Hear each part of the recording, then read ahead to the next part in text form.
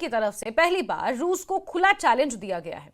Ukraine ने 2-2 कहा कि अगर पुतिन समझते हैं कि यूक्रेन अपनी जमीन बिना लड़े रूस को सौंप देगा तो ये उसकी बहुत बड़ी भूल है। ज़ेलेंस्की की टीम ने दावा किया है कि वो अब यूरोप और नाटो के दम पर रूस की आखिरी जंग करने को तैयार है। इधर पुतिन ने यूक्रेन, नाटो और यूरोप को धमकी देते हुए कहा कि अगर रूस को यूक्रेन की जमीन नहीं सौंपी तो रूस सैन्य ताकत के दम पर यूक्रेनी जमीनों पर कब्जा कर लेगा।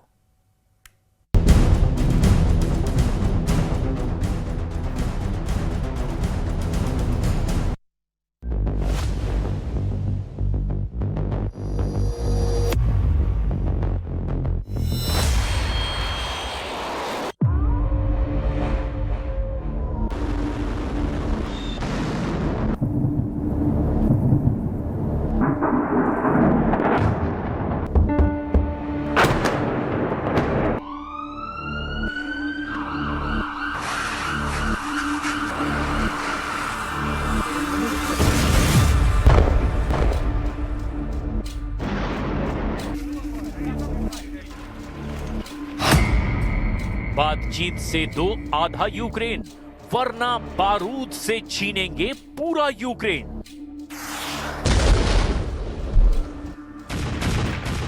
एक 1375 दिन से ज्यादा की जंग में भी पुतिन ने कभी भी मीडिया के सामने खुलकर नहीं बोला था कि वो हर हाल में यूक्रेन की वो सारी जमीन चाहते हैं जिसकी लिस्ट उन्होंने अमेरिकी राष्ट्रपति ट्रंप को 15 अगस्त 2025 को अलास्का में दी थी।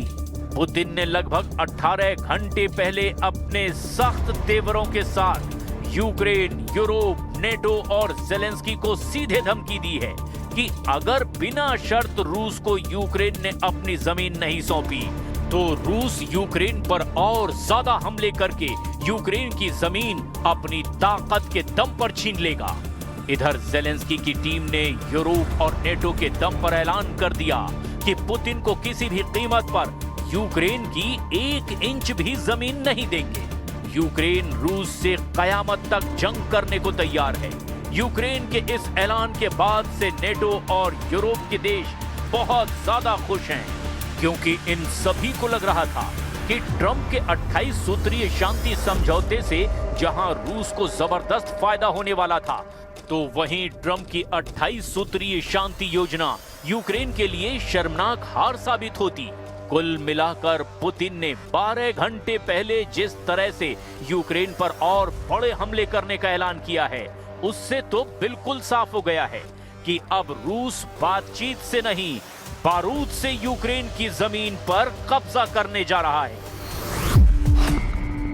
ट्रंप के 28 फॉर्मूले फेल, पुतिन का आखिरी हमला शुरू। 28 अक्टूबर 2025 से अब तक रूस यूक्रेन के लगभग 2.5% नए इलाकों पर कब्जा कर चुका है। रूस के कोहराम मचाते हमले, यूक्रेनी जमीन को रौंदते रूसी टैंक और यूक्रेन सैनिकों के चीथड़े उड़ाती रूसी मिसाइलें और ड्रोन ने पूर्वी यूक्रेन को कब्रिस्तान बना डाला है।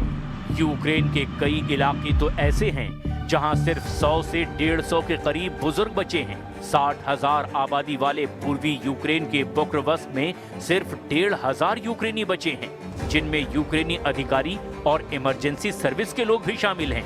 आप रूस के हमलों का इसी से अंदाजा लगा सकते हैं कि 60 दिन में रूस ने यूक्रेन पर 10,500 हमले किए हैं, जिसकी वजह से लुहांस्क, खेरसॉन, खार्किव, डोनेत्स्क, जापोरेजिया में भी भीषण तबाही हुई है।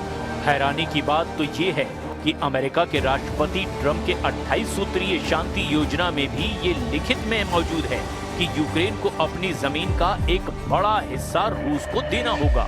लेकिन अमेरिका के उलट यूरोप और नेटो देश ट्रंप के प्लान के बिल्कुल खिलाफ हैं, जिसकी वजह से यूक्रेन ने दो टूक कह दिया है कि वो किसी भी कीमत पर रूस को अपनी जमीन नहीं सौंपेगा, चाहे शांति हो या फिर जंग हो। लेकिन आप देखिए, जब पुतिन ने धमकी देते हुए कहा कि यूक्रेन अगर जमीन नहीं देगा तो रूस बारूदी हमलों के दम पर जमीन छीन लेगा, तो इस पर ज़ेलेंस्की की टीम ने जो जवाब दिया, उससे साबित होता है कि यूक्रेन रूस से अभी भी लंबी जंग को तैयार है। Значит, мы до сих пор Значит, получаем заходы о прекращении боевых действий там. Войска Украины уйдут из занимаемых ими территорий, вот тогда и прекратятся боевые действия. Не уйдут, мы добьемся этого вооруженным путем. Вот. Зараз я чую, що розвідки партнерів дають їм інформацію, що російська позиція стала заходити, в тому числі через деяких суб'єктів з України. Це точно не допомагає. Є наша державна позиція, є українська гідність. Рухатись треба так, щоб її посилити, а не підважити. Розраховую, що мене почують зараз ті, кого це стосується. भीषण जंग को तैयार पुतिन, नेटो यूरोप ने भड़काया युद्ध। लगभग 4 साल से चल रही रूस यूक्रेन जंग में Germany, Britain, France, Poland, Lithuania, Finland जैसे देश पूरा जोर लगा रहे हैं कि अमेरिका रूस के खिलाफ नेटो और यूरोप की तरफ से भी जंगी मोर्चा खोल दे। और यही वजह है कि अभी तक राष्ट्रपति ट्रंप की कई कोशिशों के बावजूद रूस यूक्रेन जंग नहीं रुक पाई है। पेरिस, लंदन और वॉशिंगटन में हुई नेटो और यूरोप की मीटिंग में ज़ेलेंस्की को ये लॉलीपॉप दिया गया कि यूरोप और नेटो रूस से यूक्रेन को बचाएंगे। यही वजह है कि नेटो और यूरोप के देश यूक्रेन को अपने महंगे हथियार बेचने में लगे हुए हैं।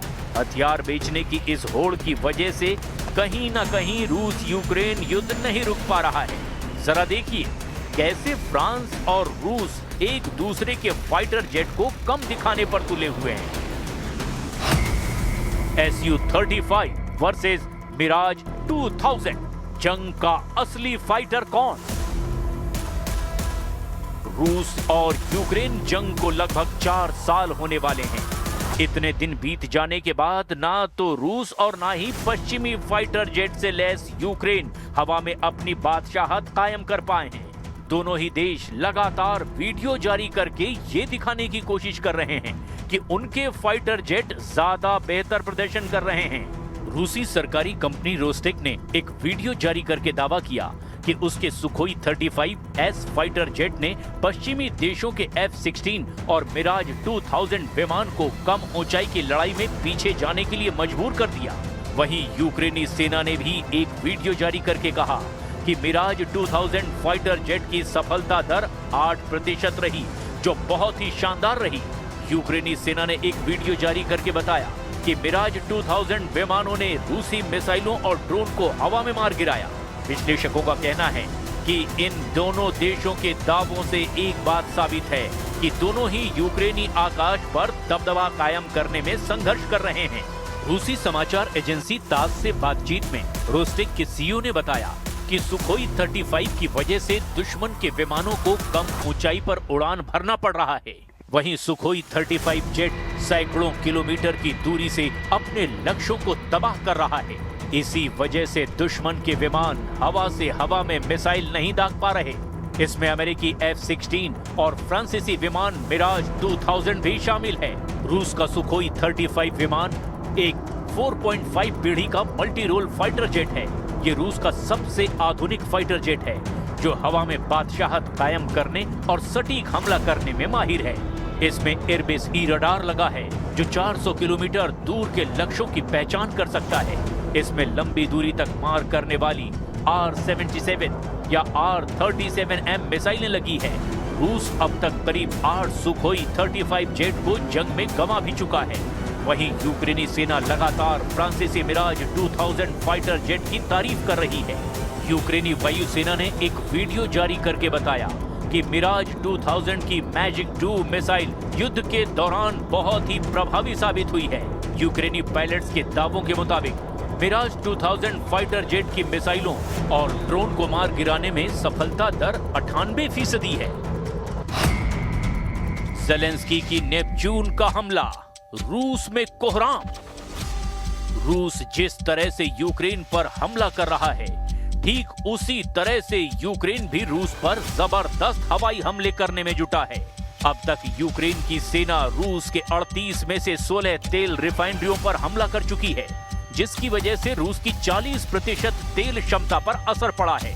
इधर जेलेंस्की ने रूस के खिलाफ 1000 किलोमीटर तक मार करने वाली नेपच्यून क्रूज मिसाइल को हमले के लिए उतार दिया है। खुद जेलेंस्की इसका वीडियो जारी कर चुके हैं। जेलेंस्की का दावा है कि फ्लेमिंगो मिसाइल की तरह अब यूक्रेन की नेपच्यून मिसाइल भी रूस पर हमला करने लगी हैं।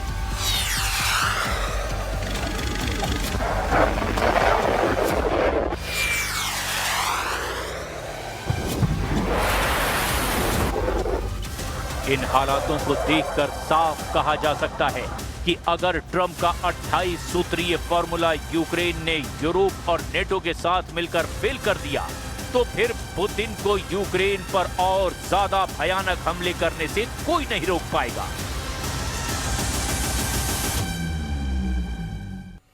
और यहां वक्त एक छोटे से ब्रेक का।